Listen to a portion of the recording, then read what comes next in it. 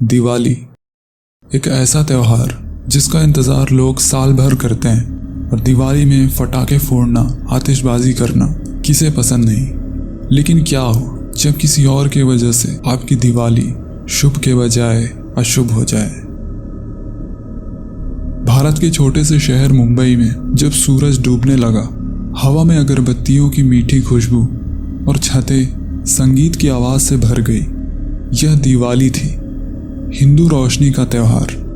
युवा रोहन उत्सुकता से अपनी छुट्टी मना रहा था।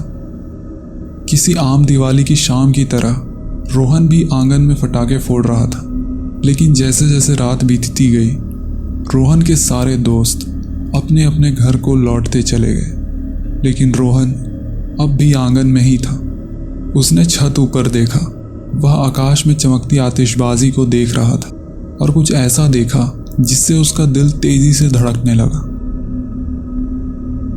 एक छोटी सी परछाई छत के किनारे खड़ी होकर उसकी ओर हाथ हिला रही थी। वह परछाई पारदर्शी थी और भव्य रोशनी से चमक रही थी। रोहन ने अपनी आंखें मली। उसे लगा कि यह सिर्फ रोशनी का धोखा है। लेकिन जब उसने दोबारा अपनी आंखें खोली तो वह परछाई अभी भी वही थी, मुस्कुरा रही थी और उसकी ओर हाथ हिला रही थी। जैसे जैसे वह देखता गया, वह परछाई करीब आने लगी। उसकी चमक और अधिक तेज हो गई। रोहन ने स्थिर आवाज में पुकारा, तुम कौन हो? परछाई ने उत्तर नहीं दिया, बल्कि एक छोटा सा हाथ बढ़ाया।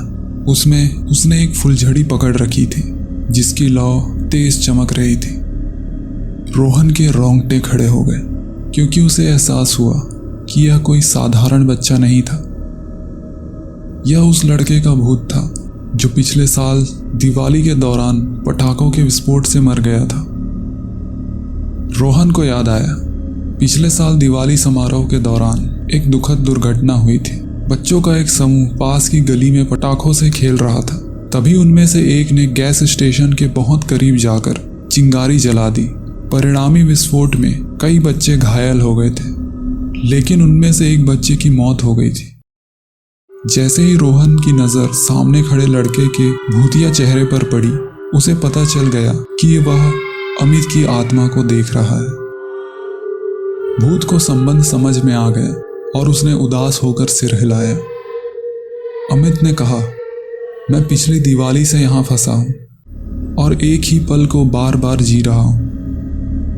रोहन को खोई हुई आत्मा के प्रति सहानुभूति महसूस हुई। वह जानता था कि उसे अमित को शांति पाने में मदद करनी होगी। रोहन के परिवार और कुछ स्थानीय पुजारियों की मदद से उन्होंने तारों के नीचे छत पर धार्मिक कार्य किया। जैसे ही उन्होंने आशीर्वाद के शब्द बोले और मोमबत्तियां हवा में छोड़ी, अमित का भूत खत्म होने लगा और आखिरकार वह चला गया।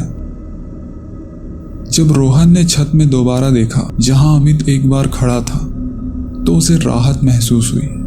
लेकिन उसके मन में एक सवाल हमेशा के लिए रह गया, क्या एक त्यौहार मनाने के लिए इतना जोखिम लेना सही है?